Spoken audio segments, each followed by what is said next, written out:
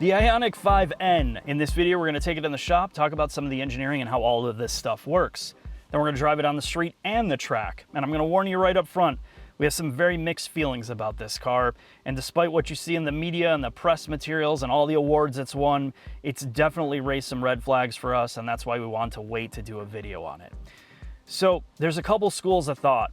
And you have the Jeremy Clarkson mentality where every new car sucks and electric cars are trash. They are just shit. Then you have people that are more in the middle, or people like us who just like cars and we want to be proven wrong and we want to see new technology coming out and we want to see it work well.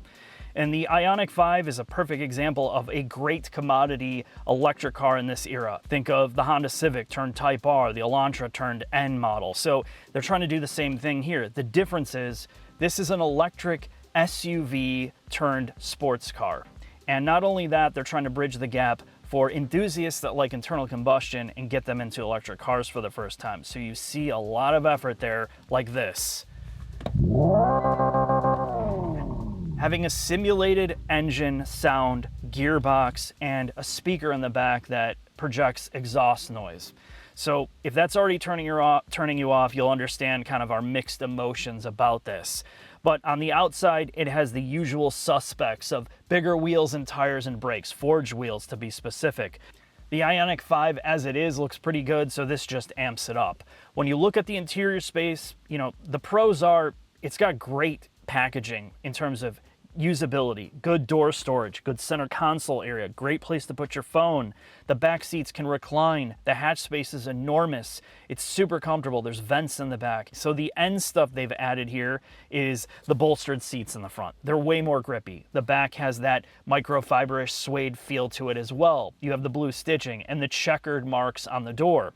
The big difference here is the steering wheel gets all the N memorabilia, the regen paddles, and of course customizable N buttons based on your preference. The major thing about the interior space of this car, aside from the seats, is really the software layer. And that's where you see all this. And I could really do a seminar on how all this stuff works. But really, the long story short is once you get into N mode, you have a whole bunch of options on how to customize this. And while I love the customization ability, I think it is definitely overbearing. In your custom modes, you can change power settings, ELSD modes, steering wheels or steering control in terms of effort. You have ESC on and off in multiple layers, suspension modes for the adaptive dampers, and of course, the fake engine or spaceship sounds. You have launch control options and just a whole host of other things like your battery preconditioning settings and all the other things that you see on regular electric cars. I would say that's really well done here. Again, they spent a lot of time in developing the software layer of this, but we're going to talk more about that in the shop now, so get ready.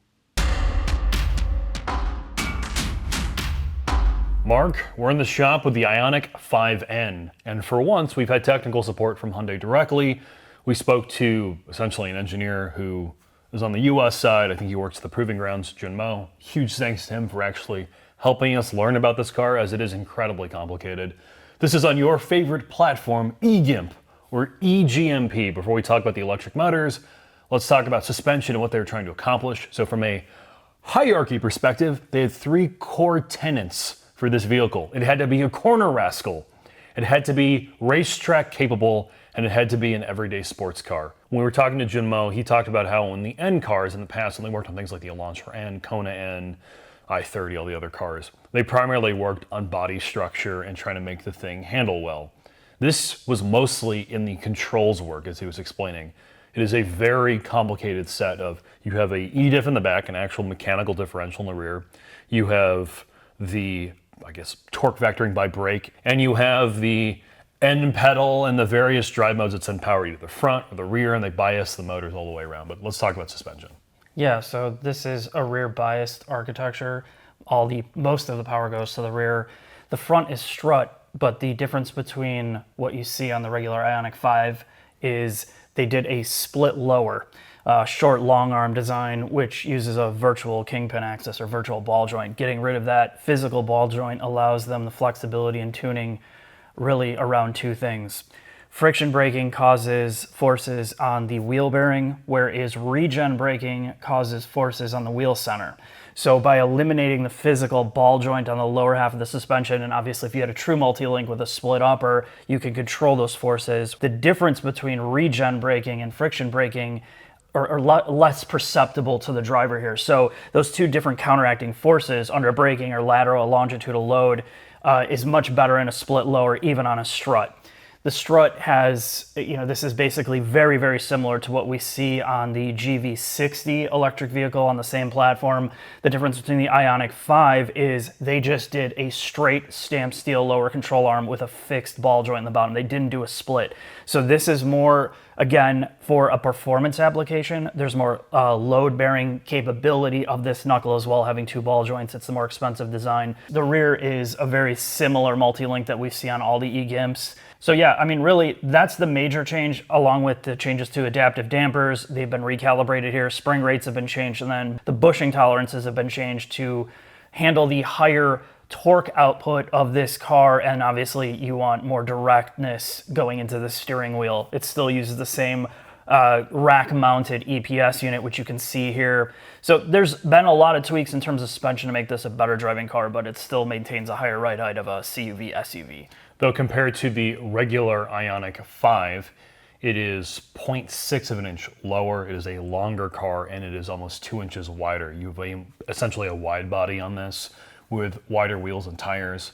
And to Mark's point, while the rear subframe is largely similar looking to the Ioniq 5, all the bushings have been changed, and this car gets adaptive dampers, where the regular Ioniq, from my understanding, does not. And there's all these different little subtle changes, like the short control arm on the bottom is not the same as the GV60.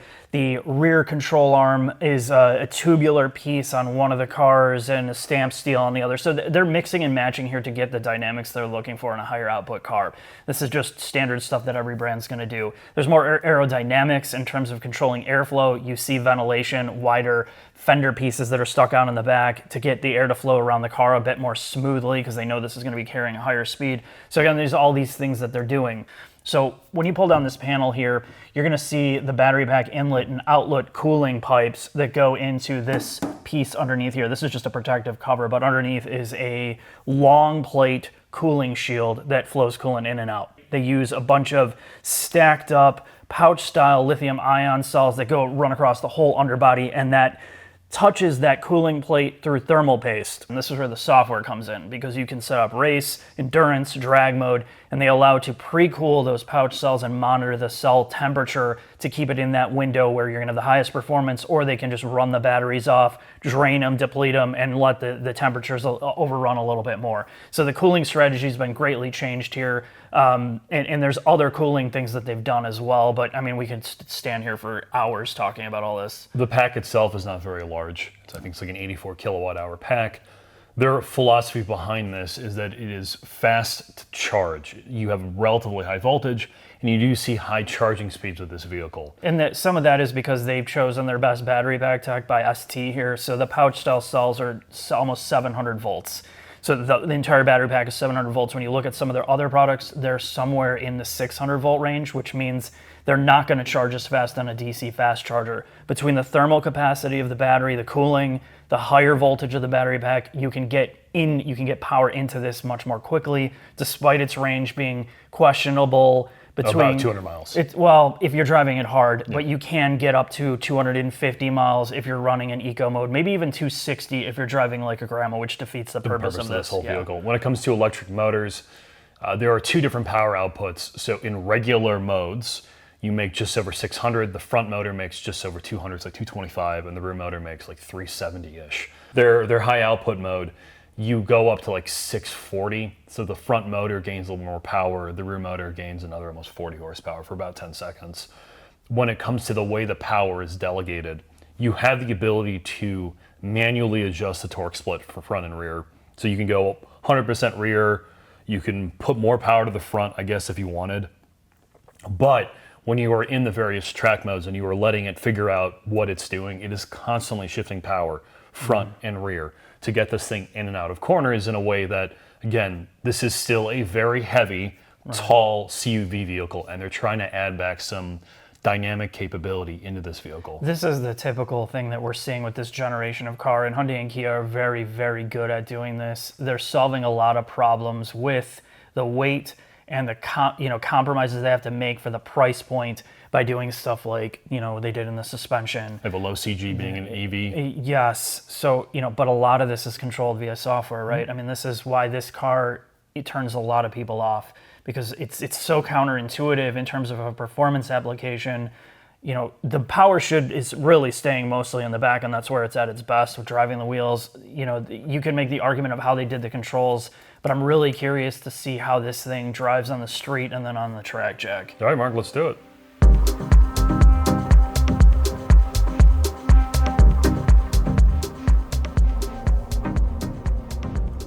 Mark, you ready to embrace the Hyundai Ioniq N lifestyle?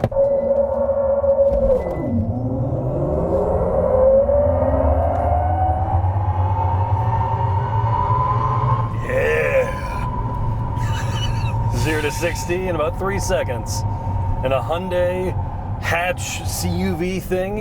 And let me reactivate the fake shifts. Yeah! The sonic boom shifting is definitely a necessity here. Oh, I can't live without my sonic boom shifts, Mark. We're going to do a street drive first to talk about what this is like to actually live with, because I don't think most people are going to take it to the track. But You don't want to track your 5,000 pounds? We are going to track this thing, but first, let's talk about all the nuances about what it is like with all of these different systems in play and how it works. All right, now we got that out of the way, Mark. Let's put it back into ignition, fake engine noise. All right, let's talk about ride first. While they have entirely gone over the suspension with wider, stickier tires, higher spring rates, better body control, when you put this in the softest mode, it is pretty compliant, if I'm going to be entirely honest. It does ride pretty well. It does. The whimsy level of this car is quite high. I think after talking to Jinmo and just going through their presentation, reading what I know about this car, while this is a very digital experience, this is very clearly almost an engineering exercise in trying to figure out how to turn something like this into a fun vehicle. Something that, they're taking something that should not be engaging and trying to put a little bit of life back into it. The N-grin shift, or whatever you want to call it, their E-shifting, is their attempt to try to reconnect you with this driving experience. How do you feel about it? When we had a conversation with them, they had a lot of development time in the control side and the software side of this car, because I think they were trying to do something new. So a lot of the development work went into how do you create a synthesized or simulated gearbox? How do you do the sound control for all the different modes? And clearly they're going to adapt this into other vehicles. So a lot of this is very, very first generation, gimmicky. And I don't think after you get over it for a couple weeks, it's something that you would absolutely not be using. You would just go back into, this mode? It's so grating. I mean, it's part of the problem with the sound is that it's so synthetic. It's purposely not real, and it sounds like a synthesizer effect versus a real effect. And I think if they could, it's like 60% there. If they could emulate actual real engine sounds or sounds versus it just sounding like I think the BMW method of that shepherd's tone makes almost more sense. As much as the Hans Zimmer thing is a joke, I do think it does a better job in connecting you to this, because it is so digital. I find myself doing what we're doing right now. Right. Turning off all the noise, turning off the shifting. Yes. And just driving this around like a traditional Because EV. really, what we're talking about is it's an EV. It does not have a gearbox. It does not need to shift. And I know they're trying to bridge the gap, and we talked about that in the shop, right? They're literally trying to get people excited about electric cars. The problem is the people that would be excited for this are not 50 years old and 40 years old that can afford a $70,000 Hyundai. So in all the EVs that we've driven, one of the best things about them is the fact that they are not internal combustion, that they don't have to be. and they can be quiet, they can be refined, and you don't have to worry about this being saddled with gear ratios and all those different things that this car doesn't have. So it's great that they've included it here and that you can turn it on as an option, but I don't think it makes it better, and I think we'll find out on track, in many cases it makes it worse. I think on a road, you drive this vehicle most of the time in normal, and I agree with you. When you're driving this just in a straight line like we're doing right now, or commuting in it, you don't care about any of the fake engine noises, the simulated shifts, none of that.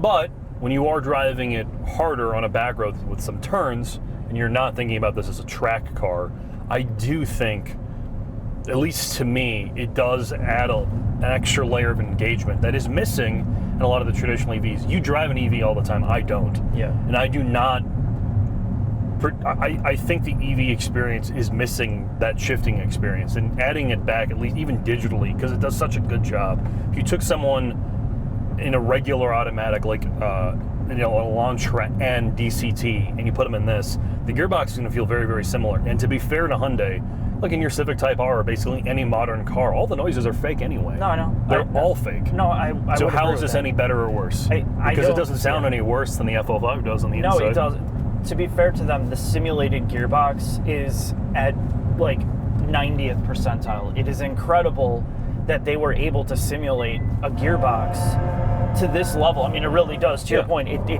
Going to successfully... gearing, they're simulating engine braking using the regen. You know, you can bang off whatever you want, like we just did there. Like, it does actually feel like an actual gearbox. I 100% agree. What they did here was incredible. And I would say, is that development money worth it? Because it's still an EV, it doesn't have a gearbox. So while it is cool, it is completely unnecessary.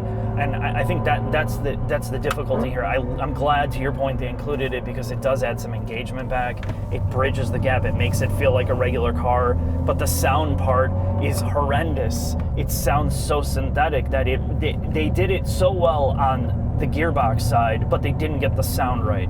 So to mesh those two together, part of the sound, part of the experience with internal combustion is the sound. Yeah. And I know that modern turbocharged 4 cylinders and 6 cylinders don't sound all that great compared to naturally aspirated engines, but this is a good example of where you could potentially synthesize some of the best engine tones to bring back that feeling, and they just couldn't do it here in this generation. Now clearly in next generation, multi-generations ahead, I'm sure they'll have this figured out, but I just find it to be a very odd experience. I feel like they're trying way too hard with it. But as a street car, you can turn it off. Again, you can go into a full EV experience, and I think that's where this is at its best, because me driving an EV car every day, 99% of the time, I'm just putting around and I want smooth and quiet. But then you just got a regular Ioniq 5. To Hyundai's credit, the reason this exists is it's being that flagship EV form, but what it really is an engineering exercise, and trying to figure out how to get 2 electric motors, a mechanical diff in the back, torque vectoring by brake, and all the various drive modes, plus all of the EV dynamic things like N1 pedal mode, which is basically trying to use the regen to rotate this car. To rotate this car. They're working all those systems together, and I do think for someone who does like driving, this is a entertaining on the street EV. Whether or not all this shit's gonna get old and you're just gonna drive it in eco mode everywhere and turn off all the shifting, I don't know. But I will give them credit in that it is a well implemented for first generation. I think with that, Mark, it's time for us to go drive this around the racetrack, sir. All right, Jack.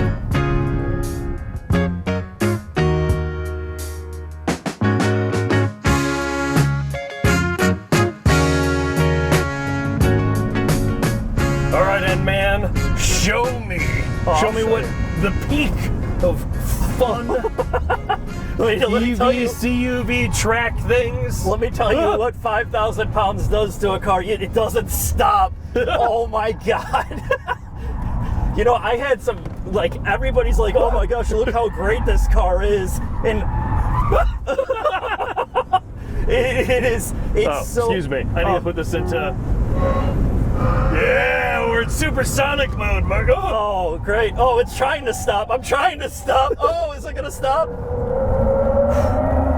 So you have the fake gearbox turned off currently. Oh, I wanted the pure EV experience, but apparently you didn't. You want to turn me into a fighter jet. Yeah, oh, yo. Oh my God, Jesus.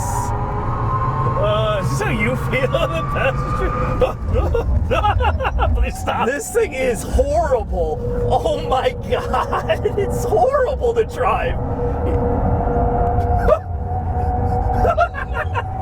From my passenger seat, it's pretty entertaining, and a fear is starting away. All right, walk me through. All right, we've talked about how it's hard to stop nearly 5,000 pounds. What's the dynamic mix of this car? So the Korean engineers, when they designed this thing, they were going for fun. Is it fun? Not really. Why is it not fun in your eyes? Because it doesn't drive naturally. It's like if you have the stability control or ESC Sport on, all it does is use the brakes and it's doing all these things to cut power. When you turn it off, then the car is just like, it just doesn't feel natural. It's always trying to spin and rotate. Like, I mean, it's just like you're fighting the car the entire time. And I think part of it is you have to adjust your driving so much around the brakes and the weight that it's just not, like, it's so fast in a straight line. You make up all your time in the straights. Yeah. Okay? And then if you turn on the stupid shift, I mean, this thing, what the fuck is happening? It just starts braking full force for no reason. It's the most confusing car I've ever driven. But, all right, walk me through how the fake gearbox feels. Well, give me the fake engine noise, not the spaceship shit. Nah, dude, give me another sonic boom first. Yeah! All right. Yeah! Oh yeah, now here's we're ignition CCR. mode. Oh yeah. This sounds like Road Rash from like 1990 Sega Genesis. It's so cheesy. But so with the fake gears, you do get what feel like real ratios. So the higher gears act like the higher gears do in a regular automatic gearbox. I think because you have the fake shifting, it allows you to get more into a regular rhythm with this car than, say, a traditional EV. At the limit, I agree with you. I was the one trying to drift this on camera earlier. It's not the most organic vehicle at the limit. It's a car that does require some ham-fisted inputs to get it to go sideways.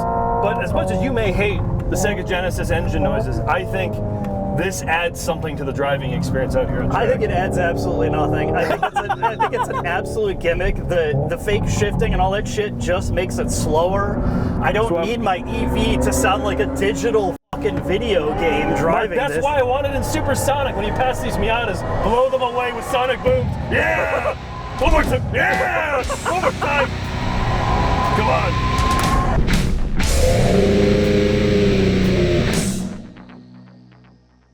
Final thoughts on the Hyundai Ioniq 5N. First off, huge thanks to our Hyundai reps who gave us technical support on this video. Without them, we couldn't explain what they're trying to accomplish technically. And huge thanks to Autobahn Country Club who continues to give us a home to shoot videos like this. So if you're looking to do a track day rental, become a member, or attend their driving academy, please hit them up. So what about the car? Well, Mark and I don't entirely agree on what this car does well and doesn't. So let me play good cop first. What the Ioniq 5N does well is it is, for the money, probably the most entertaining EV you can buy. It finds a good balance between still riding properly, still being reasonably usable on the street despite its low range, but having a sense of humor. While I agree with Mark, it is not the most connected car, it does its best to bring some of that internal combustion fun back to an EV. Yes, a lot of it's gimmicky, but on a back road it is enjoyable. What are its cons? And these are Mark's points. It has a very low range. It is expensive. When you compare it to non-EVs, this is an expensive car. And if you're trying to get people out of M2s, Golf Rs, Type Rs, Elantra Ns, more traditional enthusiast cars, and into this EV track car, it is a big ask fiscally. It is also not a particularly connected experience. A lot of the systems in this car are not transparent, like the brakes. You are attempting to stop a very heavy car, and because of the blended brakes, you don't have a consistent pedal. Sometimes it's regen, sometimes it's friction brakes. The car is often doing things in the background that you don't fully understand. While at lower speeds on a back road, that's not a problem. When you're trying to drive this flat out on the track, at least in our approximation, it is. And the drive modes in this car are constantly changing dynamic characteristics of this car that aren't necessarily entirely transparent to you, which saps away some of the driver confidence. That said, it is a balanced car. It is an easy car to drive. It just is not particularly connected. So in the scheme of EVs, is it very impressive for what they've accomplished for $70,000 or thereabouts? Yes. But if you're looking at this as an enthusiast purchase, there is still better cars out there for the money. So thanks for watching. Hope to see you again soon.